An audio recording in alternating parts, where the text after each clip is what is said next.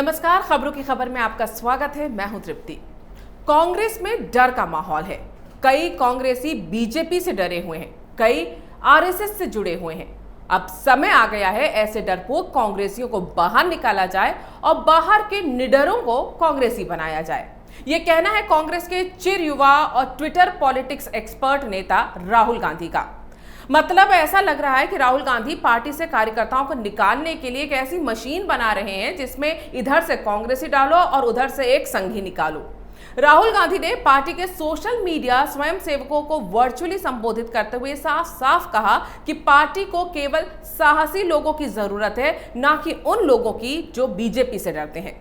इधर राहुल गांधी ने साहस दिखाने को कहा और उधर उत्तेजित कांग्रेसी कार्यकर्ताओं ने इसे इतना गंभीरता से ले लिया कि उत्तर प्रदेश में उनकी बहन प्रियंका गांधी से मिलने पहुंचे राजस्थान के बेरोजगारों की पिटाई कर दी।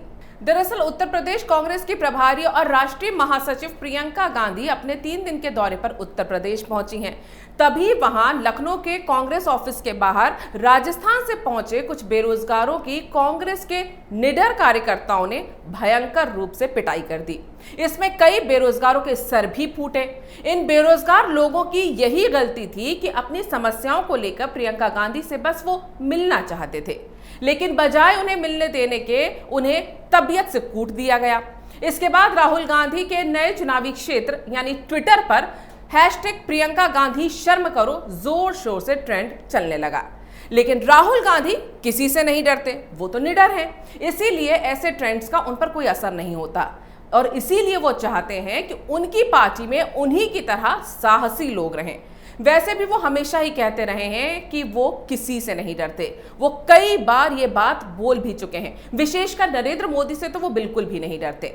अब उन्होंने कहा है कि उनकी पार्टी में डरपोक लोगों को बाहर का रास्ता दिखाया जाएगा और बाहर के निडर लोगों को कांग्रेस में लाया जाएगा। यही कांग्रेस की विचारधारा है। अब सवाल यह है कि आखिर राहुल गांधी कैसे तय करेंगे कि कांग्रेस में कौन कौन बीजेपी से डरता है और कांग्रेस के बाहर कौन कौन निडर है जिसे कांग्रेस में लाना चाहिए।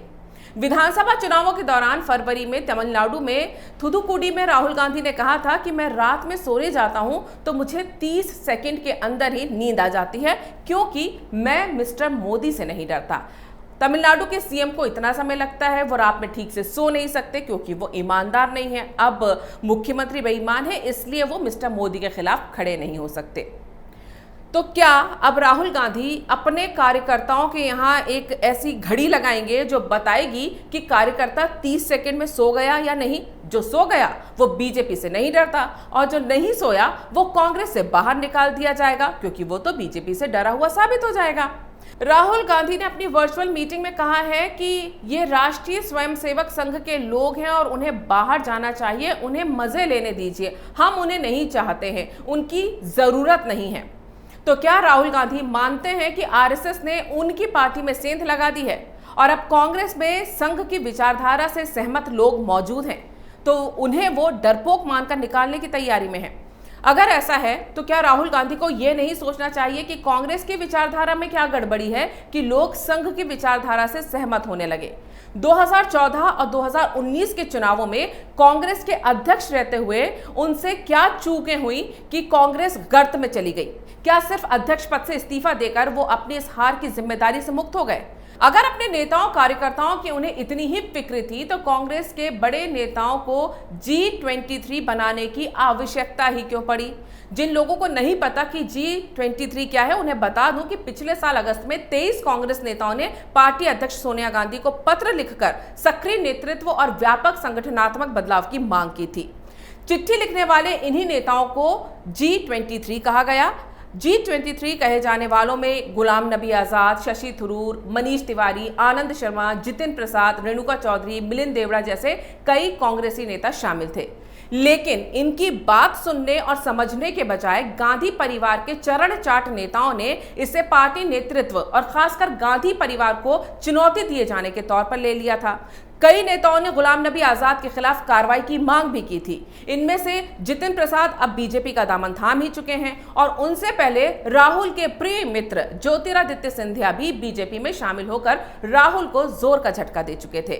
वो ज्योतिरादित्य सिंधिया पर तंज कसते हैं कि वो डर गए, उन्हें अपना घर बचाना था तो वो आरएसएस में चले गए। लेकिन उन्हें रोकने के लिए खुद राहुल गांधी ने क्या किया, क्योंकि ज्योतिरादित्य सिंधिया सिर्फ कांग्रेस के बड़े नेता नहीं थे, राहुल के बचपन के जिगरी दोस्त भी थे। आखिर उनका बेस्ट फ्रेंड ऐसा फैसला लेने पर मजबूर क्यों हुआ, इस पर कभी कुछ नहीं बोलते हैं राहुल गांधी। बजाय ये समझने के कि आखिर पार्टी के बड़े नेताओं की समस्या क्या है, वो अब भी ये कह रहे हैं कि उनकी पार्टी की फेल होती विचारधारा को न मानने वाले बीजेपी से डरे हुए हैं। जिस संगठन की विचारधारा को पिछले 2 बार के चुनावों में बीजेपी ने करारी हार का सबक दिया है, उससे तो वैसे भी डरना चाहिए। तो क्या इसके लिए उन कांग्रेसी कार्यकर्ताओं और नेताओं को बाहर निकाल दिया जाएगा जो कांग्रेस के संगठनात्मक ढांचे में सुधार की मांग कर रहे हैं? राहुल गांधी ने कहा है कि उन्हें कांग्रेस के बाहर के निडर लोगों को पार्टी में लाना है। सही है, अभी भी कांग्रेस में जो वफादार हैं वो इतने निडर हैं कि 2 साल से पार्टी अध्यक्ष के पद का उम्मीदवार ही तय नहीं कर पा रहे हैं, क्योंकि उन्हें ऑप्शन के तौर पर 2 ही नाम चुनना है, सोनिया गांधी या फिर राहुल गांधी। सोनिया गांधी बीमार हैं और राहुल गांधी शायद पिछली हार को लेकर शर्मसार हैं, तो मान ही नहीं रहे। ये कार्यकर्ता इतने निडर हैं कि तीसरे ऑप्शन के तौर पर प्रियंका गांधी का नाम तक लेने में हिचकते हैं। तो क्या राहुल गांधी ने लिस्ट तैयार की है कि जो मुझे कांग्रेस अध्यक्ष बनाना चाहते हैं वो निडर हैं, और जो पार्टी में लोकतांत्रिक तरीके से गांधी परिवार से अलग किसी नेता को अध्यक्ष बनाना चाहते हैं तो वो डरपोक हैं? लेकिन कांग्रेस नेताओं और कार्यकर्ताओं के बारे में पहले तो राहुल गांधी के मन में ऐसी कोई धारणा नहीं देखने को मिली। वो खुद तो हमेशा ही किसी से नहीं डरने की बात करते रहे हैं, लेकिन ऐसा कभी भी उन्होंने नहीं कहा कि कांग्रेस में किसी नेता को डरपोक मानते हैं या फिर उसे डरपोक बता चुके हों। आखिर डर और निडर का आइडिया राहुल गांधी को किसने दिया? कहने के लिए तो राहुल गांधी का ये कटाक्ष भरा संदेश क्या उनके कार्यकर्ताओं और नेताओं के लिए एक चेतावनी की तरह है? संगठन के तौर पर कांग्रेस को इसका फायदा होगा या फिर वर्चुअल धमकी ही साबित होगी, ये कहा नहीं जा सकता, क्योंकि अपनी पार्टी के असंतुष्टों को धमकाकर पार्टी में बनाए तो रखा जा सकता है, लेकिन पार्टी के कार्यकर्ता के तौर पर उनसे वफादारी नहीं करवाई जा सकती। दूसरी बात यह है कि राहुल गांधी को यह समझने की कोशिश करनी चाहिए कि डर और नाराजगी में अंतर होता है। कांग्रेस के जिन नेताओं को वो चेतावनी दे रहे हैं वो पार्टी के डूबते अस्तित्व से जरूर डरे हुए हैं और पार्टी के काम करने के तरीके से असंतुष्ट और नाराज हैं। लेकिन राहुल गांधी सीधे सीधे अपनी ही पार्टी के कार्यकर्ताओं के असंतोष को बीजेपी का डर और संघी मानसिकता का बताकर अपमानित करेंगे तो कार्यकर्ताओं के बीच अपनी रही सही इमेज भी खो देंगे। राहुल गांधी के इस डर और निडर की लकीर में एक तरफ वो हैं जो कांग्रेस की विचारधारा नहीं, नीतियों के विरोधी हैं, जिन्हें वो डरपोक कहकर अपमानित कर रहे हैं। दूसरी तरफ वो हैं जो गांधी परिवार की चाटुकारिता में ही कांग्रेस का भविष्य देखते हैं, जिन्हें राहुल वफादार और निडर कह रहे हैं।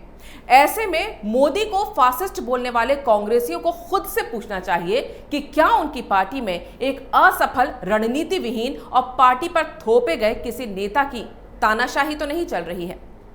अगर आपको ये वीडियो पसंद आया है तो इसे लाइक करें, शेयर करें और कैपिटल टीवी को सब्सक्राइब करें।